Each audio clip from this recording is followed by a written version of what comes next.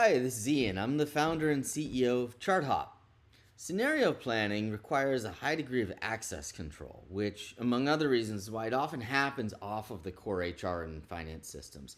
Usually, the process of planning changes to the org is one where you're pulling a bunch of data out of your HR and finance systems, putting it on a mess of spreadsheets, and different key leaders will collaborate in those spreadsheets. But I personally always hated that process, and I think a lot of people do.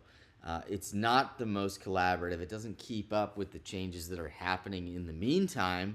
And the way we plan or think about the org in spreadsheets is not the same as how we actually see our organizations. So we wanted to make that much more visual, much more collaborative in ChartHop. And so let me just show you quickly how that works. I'm going to create a new scenario. We have different built-in types here, but I'm going to create a custom scenario, Ian's org changes proposal. And so when I work in a scenario, I'm really working within a sandbox. Any changes I propose are completely private to me until I share them around. So let's say that I'm going to make a couple of reporting changes. I'm going to have Rose report over here. Maybe I no longer need this open product manager role, so I'm going to remove this job from my scenario. But I think I do actually need another director of product role, so I'm going to clone Sarah's job here and save that to the scenario. And maybe I'll make one more change. Jill will go over and report to Bose over here. So I've just made a bunch of changes. It's actually rolling up the annual cost. I proposed one new job. I removed one open job. I made two other management changes.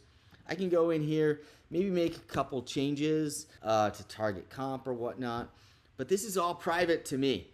I can now share this with someone else on my team and say, we're going to share this around with somebody else.